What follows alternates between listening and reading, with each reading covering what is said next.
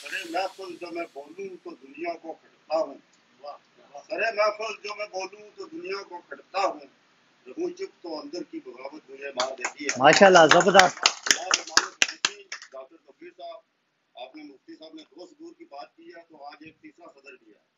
हमारे गुजरात टीम के सदर राजा मुख्तार साहब हैं, तो आज तीनों ये मैं आज की महफिल की सदारत इनके पास है। जो है वो राजा मुख्तार साहब के पास है। बिल्कुल ये जाती होगी अगर उनका नाम जनाब खालिद साहब हमेशा मेरे भाई हैं, क्लास फेलो भी हैं, हम एक यूनियन है गाँव के रहने वाले हैं।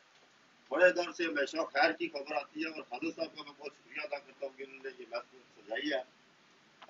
कश्मीर का आने से पहले मैं एक बात करूंगा थोड़ी सी, जो गुज़श्ता हमारी नशिस्त हुई जो 86 से शुरू हुई राया साहब और कन्याम हाउस पे जाके खत्म हुई, उसकी कोई जस्टिफिकेशन तो नहीं, लेकिन मैं समझता हूँ कि ब्लो द बेट भी बातें हुई मुझसे, लेकिन वो सारे प्रोग्राम में एक बात निकल के आई जो तजवीज़ एक आई। हालांकि वो प्रोग्राम सारा वैसा भी हुआ, लेकिन वहाँ एक तजवीज़ आई जो मैं समझता हूँ कि आजकल तो एक ये हो रहा है कि ये चीज़ पहली दफ़ा आई, जैसे कि पाकिस्तान का एक स्टाइल चला हुआ है कि एक मुद्दा के ये आई, तो 30 साल में न्यूयॉर्क के अंदर मैं आप दोस्तों के साथ जाता रहा, उठता बैठता रहा, लेकिन वो 30 सालों में वो तजवीज़ नहीं आई, और वो तजवीज़ जहाँ से आई वहाँ से हमेशा ही खैर की खबर आई।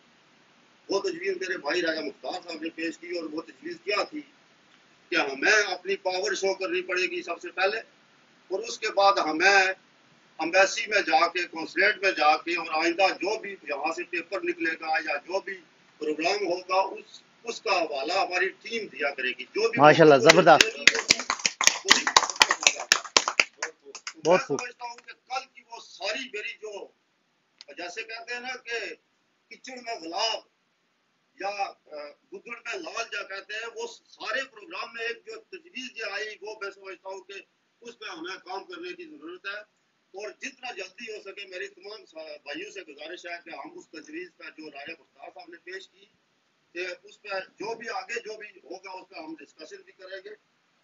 मैं यहाँ आपको सजेस्ट तो नहीं कर सकता कि यहाँ बड़ी बड़ी हस्तियाँ बैठी हुई हैं, और मैं नहीं चाहता कि मैं सजेस्ट करूँ, मैं भी एक तजवीज़ पेश करूँगा, अगर आपको उससे एग्री और डिसएग्री करना हो तो बेशक कीजिएगा। मेरा कहने का मकसद यह है कि जब हम एक टीम जो बनाएंगे, गुज़श्ता पिछले कई सालों से मैं कह रहा हूँ कि अपनी टीम और अपनी टीम, वो टीम आज के बाद जो भी हमारा प्रोग्राम हो कश्मीर के हवाले से, उस पर हम एक सिंबल के तौर पर काली पट्टियाँ बात का पेश जबरदस्त। अगर ये आपको मंजूर है तो हम उसे इन दोनों तजवीज़ों को अपने उस मसौदे का, वो जैसे कहते हैं कि नकात, ये दोनों नकात रख लेते हैं, एक राजा साहब की तजवीज़, एक मेरी तजवीज़, बाकी दोस्त भी अपनी तजवीज़ दे सकते हैं। इसके बाद मैं जहाँ तक तल्लक है, एक प्रोग्राम हुआ था मुझे अच्छी तरह याद है, तो मैंने कहा था कि कोटली की मिट्टी जो है वो बड़ी जहेज है, और आज सारा कोटली ज़्यादातर बैठा हुआ है, तो मुझे फख्र है, और कोटली की मिट्टी ने बड़े सबूत पैदा किए हैं। एक सबूत डॉक्टर तकीर नासिर जो आप गिलानी साहब सारी वो बैठे हुए हैं, जिन्होंने कश्मीर की तारीख को एक नया रंग और नया बदला दिया। माशाल्लाह जबरदस्त। नौजवान ने यकीनन वो काम किया जो गुज़श्ता पिछले 72 सालों में नहीं हुआ। हालांकि तारीख को बड़े लोग आए और बड़े लीडरान आए, लेकिन इस नौजवान ने बड़ा काम किया। और दूसरा, न्यूयॉर्क के अंदर अगर पिछले 30 सालों में मैं देख रहा हूँ तो वो बंदा राजा मुख्तार है। बेशक बाकी राजा इम्तियाज साहब हमारे साथी रहे हैं, बड़े पुराने चौधरी साहब, और बाकी आप तमाम साथी जो है, मैं तो यही गुजारिश करूंगा कि अपनी टीम को मजबूत करो, इंशाल्लाह। जब तक हम अपनी टीम को मजबूत नहीं करेंगे उस वक्त तक हम कश्मीर की तारीख को करीब तक नहीं लेकर जा सकते। अब आते हैं कश्मीर की तरफ। कश्मीर, अल्लामा इकबाल के एक शेर से शुरू करूंगा। आज वो कश्मीर है मजबूर, बेबस और महकूम, कल जिसे आले नजर कहते थे सगीर ईरान।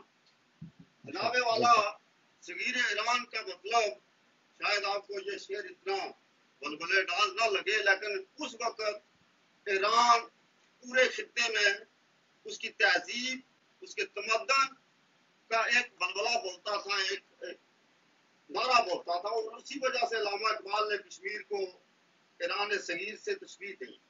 ہماری جو کشمیر ریاست ماں دھرتی ہے، ہمیشہ مجھے آنسو آتے ہیں جب میں بات کرتا ہوں. میں کوئی پلے نہیں کر رہا ہوں، آگے چل کے آپ کو میرے دکھ کا اندازہ ہوگا. میری وہ ماں دھرتی، میری جنت نظیر، جس پہ ہزاروں لوگوں نے لکھا بھی، سارا کچھ ہوا، اس کو کہاں سے میں شروع کروں؟ 1931 سے شروع کروں یا بلکہ اس سے بھی پیچھے لے جاؤں میں آپ؟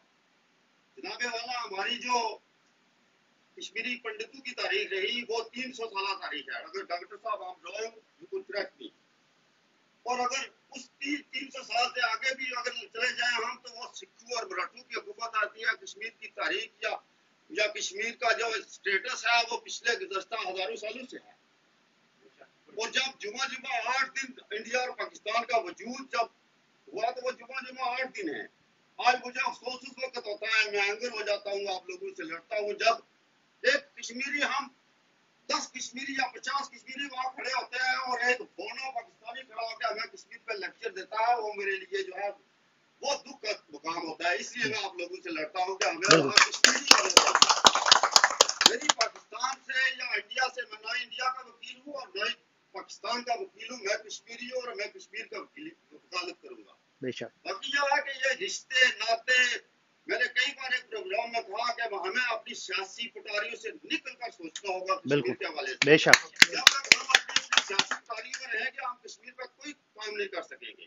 ہاں، اپنے تعلق رکھیں، اپنی جو جذبات ہے پارٹی کے ساتھ اسے بے شک رکھیں، لیکن کشمیر پہ ہمیں بھائی منظم ہو کے سوچنا پڑے گا. میں زیادہ وقت نہیں لوں گا کیونکہ ڈاکٹر صاحب نے بڑا مجھے باندھ کے رکھ دیا کہ 2 منٹ، تو میں اس بات میں ختم کرتا ہوں. اگر کسی بھائی کو میری کوئی بات ناگوار گزری ہو تو پلیز معاف کیجیے گا. اور نیکسٹ میں تو بولتا رہوں گا، میں انشاءاللہ نہیں ہوتا ہوں.